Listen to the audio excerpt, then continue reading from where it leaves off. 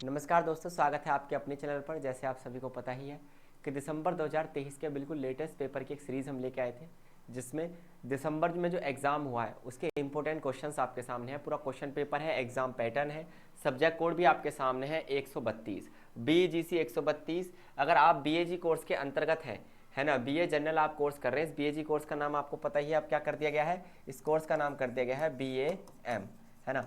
तो इस कोर्स के अंदर आपके पास फर्स्ट ईयर में सब्जेक्ट कोड जरूर होगा अगर आपके पास English as a main subject है। English selections from Indian writing, cultural diversity, यानी कि जो इंडियन राइटिंग है, भारतीय साहित्य है, वहां से क्वेश्चन यहाँ पर पूछे जाते हैं। क्योंकि इंडिया में भी इंग्लिश में अब क्या किया जाने लगा है, चीज़ों को लिखा जाने लगा है। इंग्लिश में भी साहित्य का निर्माण, लिटरेचर का निर्माण किया जा रहा है, बहुत ही अल्टीमेट लेवल पर किया जा रहा है। जैसे आपने बहुत से राइटर्स का नाम सुना होगा जो इंग्लिश में क्या करते हैं, राइटिंग करते हैं इंडिया के कंटेक्स्ट में। तो आप यहाँ पर देखेंगे 3 घंटे का आपका ये पेपर होने वाला है, और लगभग कितने नंबर का पेपर है ये, 100 नंबर का आपका पेपर है। 3 घंटे और टोटल कितने मार्क्स, 100 मार्क्स आपको यहाँ पर देखने के लिए मिलेंगे।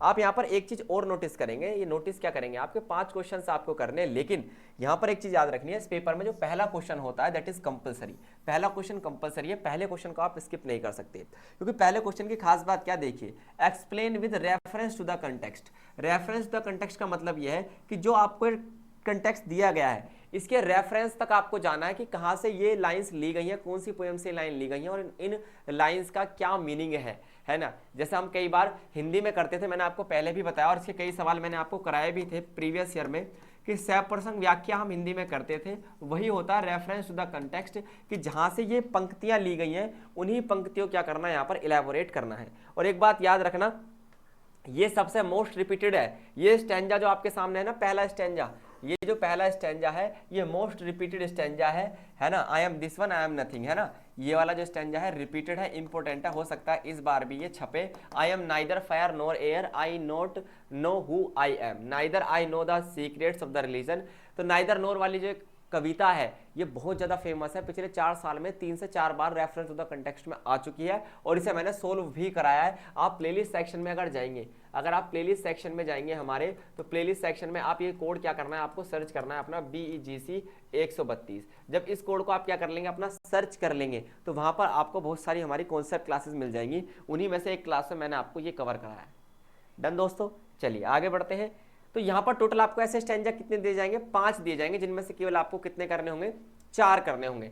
ठीक है, कितने दिए जाएंगे, 5। बी भी है आपके पास, सी है, फिर सी के बाद है आपका डी, और फिर आता है आपका ई। क्लियर। तो इन 5 में से केवल आपको क्या करने, 4 करने। 5 की जगह यहाँ पर 6 दिए हुए हैं, इस बार एक और आपका बढ़ा दिया गया था। चलिए नेक्स्ट क्वेश्चन देखते हैं, इस क्वेश्चन को समझने की कोशिश करते हैं। Question number 2, what do you understand bye गजल। गजल से आप क्या समझते हैं, गजल क्या होती है। एक तरीके से आपको पता ही है, राइटिंग की एक विधा है, form of writing. Form of writing क्या होती है, गजल। Explain the role and functions of ghazal form in the early medieval period. Early medieval period यानी पूर्व मध्य काल में, आपको पता है जब भारत में आप कह सकते हैं सल्तनत पीरियड था और मुगल एम्पायर था, तो सल्तनत पीरियड और मुगल एम्पायर में गजल बहुत फेमस हो चुकी थी। तो उसी पीरियड में गजल जो थी इसके रोल आपको बताने हैं, और इसके क्या बताने हैं, आपको फंक्शंस बताने हैं। रोल एंड फंक्शंस आपको यहाँ पर इसके क्या करने हैं, एक्सप्लेन करने हैं। समझ में आई दोस्तों इतनी कहानी। मुझे नहीं लगता इतनी सी कहानी में आपको कोई भी दिक्कत अब होने वाली है। क्वेश्चन नंबर 3 देखिए, है ना, ये मैं आपको कराऊंगा गजल क्या होती है और गजल के रूल एंड फंक्शंस यानी कार्य क्या होते हैं। On the basis of Sujit Mukherjee essay, writer कौन है, सुजीत मुखर्जी का जो एसे है जिसका नाम क्या है, प्रोपोजिशंस। कौन सा, प्रोपोजिशन नाम का जो एसे है, right an essay on the links. इसी के बेस पर, यानी ये आपने एसे अच्छे से पढ़ा है, इसी के बेस पर आपको एक एसे लिखना है। क्वेश्चन क्या है, असलियत में एसे लिखना है इस क्वेश्चन में, और टॉपिक क्या है, links between, the links between language culture and power. बताइए कि भाषा में, संस्कृति में और शक्ति में आपस में क्या कनेक्शन होता है, क्या लिंक होता है, किसके बेस पर आपको बताना है, सुजीत मुखर्जी जी के एसे के बेस पर आपको ये एसे यहाँ पर नोट करना है, ये लिखना है। आपको टेंशन नहीं लेनी, क्योंकि ये सारे ही क्वेश्चन मैं आपको कॉन्सेप्ट क्लासेस में कराऊंगा। इंपॉर्टेंट चैप्टर वाइज ही मैंने इसके कई क्लास ली थी, वो भी आपने जरूर यहाँ पर अटेंड की होंगी। क्लियर दोस्तों। तो ये 3 क्वेश्चन में से आपको समझ में आया कौन कौन से क्वेश्चन आपको करने पेपर में। जैसे ही रिपीट क्वेश्चन आएगा मैं आपको जरूर बताऊंगा।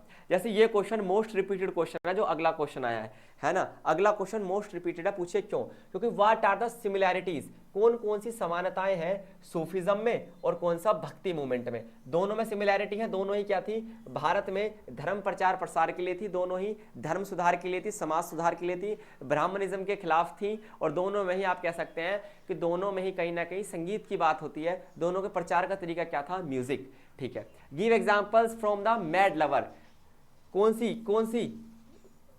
कौन से नोवेल में से बताना है आपको? द मैड लवर नोवेल के बीच में आपको उसको बेस बना लेना है। द मैड लवर जो आपकी नोवेल है, इसको बेस बनाकर आपको ये क्वेश्चन अटेम्प्ट करना है। Most repeated question, triple star में इस क्वेश्चन को दूंगा, ये क्वेश्चन छपेगा इस बार भी। Who is also known as the greatest of the Bauls of Bengal. किसको the greatest of the Bengal माना जाता है, ये बात आपको पता होनी चाहिए। What do you know about the Bauls culture, आपको बताना है, बोल्स कल्चर के बारे में बताना है, और बोल ज्ञान के बारे में भी आपको यहाँ पर क्या करना है? बताना है, बोल ज्ञान। तो बोल कल्चर, बोल ज्ञान और the greatest of the Bauls of the Bengal, ये 3 क्वेश्चन का एक मिश्रण यहाँ पर 20 नंबर में तैयार किया गया है। इसके ऊपर सेपरेट चैप्टर आपका बुक में दिया हुआ है, जिसे हम यहाँ पर एक्सप्लेन करेंगे कौन सा क्लास में।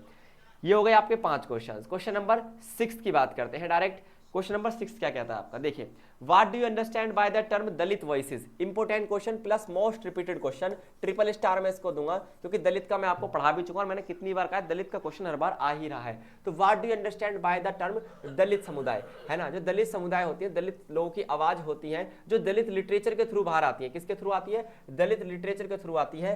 उसी में आपको बताना है, एक ऐसे लिखना है 3 दलित राइटर्स, क्योंकि जो दलित लिटरेचर लिखा गया है वो किसने लिखा होगा? जो दलित लिटरेचर लिखा गया है वो किसके द्वारा लिखा गया होगा? दलित राइटर्स के थ्रू लिखा गया होगा। तो उन्हीं राइटर्स की खास बात बतानी, किस तरीके से उन्होंने दलित कम्युनिटी के स्ट्रगल को, उनके आप कह सकते हैं एक्सप्लॉयटेशन को अच्छे से इलैबोरेट किया है बुक्स के अंदर। डन। अब आता है question number last, question number 7। इसको थोड़ा ध्यान से समझने की कोशिश करेंगे। Question number 6 most repeated question. Question number 7 अगर देखें तो इट इज शॉर्ट नोट्स आपको लिखने हैं किन्हीं 4 पर, यानी आपको यहाँ पर टोटल कितने दिए गए हैं? 7 दिए गए, जिनमें से आपको केवल कितने अटेम्प्ट करने हैं? 4 अटेम्प्ट करने हैं। पहला है B.R. अम्बेडकर से दलित लिटरेचर। आपको पता है दलित लिटरेचर को लिखने में बाबा साहब का बहुत बड़ा योगदान यहाँ पर रहा है, B.R. अम्बेडकर जी का बहुत बड़ा योगदान रहा है। तो एक ये क्वेश्चन इंपॉर्टेंट है। साथ में कल्चर इन्वेजन क्या होता है, ये एक कॉन्सेप्ट है। समरी ऑफ हिजान हिराव, ये एक न्यू टाइप का क्वेश्चन है यहाँ पर। नरेटिव टेक्निक्स, ये एक इंपॉर्टेंट क्वेश्चन आपका। मधव जालिया इन चंद्रवती रामायण, चंद्रवती रामायण के बारे में कई बार आता है, क्योंकि इंडियन लिटरेचर का, इंडियन राइटिंग का बहुत बड़ा एग्जाम्पल है ये। थीम ऑफ सपाविम चमनम, ये जो आपकी कृति है इसके बारे में कई बार मैंने आपको बताया, क्योंकि ये साउथ इंडिया, ये कहाँ की है? ये साउथ इंडियन राइटिंग है। ये पिछली बार भी सवाल आया था एक पेपर में, साउथ इंडियन राइटिंग के बारे में यहाँ पर क्या हो रही है? बात हो रही है। उसका एग्जाम्पल यहाँ पर उठाया है Lakshmi Kannan as a poet. Lakshmi Kannan अपने आप में एक बहुत बड़े पोएट हुए हैं, उनका पूरा ब्रीफ इंट्रो आपको यहाँ पर देना है। तो ये एक इंपॉर्टेंट क्वेश्चन है। साथ में ये वाला आपका लक्ष्मी कनान वाला आप क्या कह सकते हैं, इस बार के एग्जाम पॉइंट ऑफ व्यू से इंपॉर्टेंट क्वेश्चन बनता है एक्सपीरियंस के बेस पे। इतनी बात यदि आपको क्लियर हो गई हो तो उम्मीद है पेपर आपको समझ में आएगा। 7 ही क्वेश्चन है, लेकिन इंपॉर्टेंट है, साथ साथ थोड़ा डिफिकल्ट टॉपिक है, क्योंकि यहाँ पर आप कुछ भी बनाकर नहीं लिख सकते, आपको पढ़ना पड़ेगा। और आप पढ़ेंगे कहाँ से? प्लेलिस्ट सेक्शन से जाकर पढ़िए, सारी क्लास अटेंड कीजिए, आप अच्छे नंबरों से पास हो पाएंगे। तो आज के लिए दोस्तों केवल इतना ही। थैंक यू, धन्यवाद, नमस्कार। फिर मिलेंगे ऐसी एक क्लास के साथ।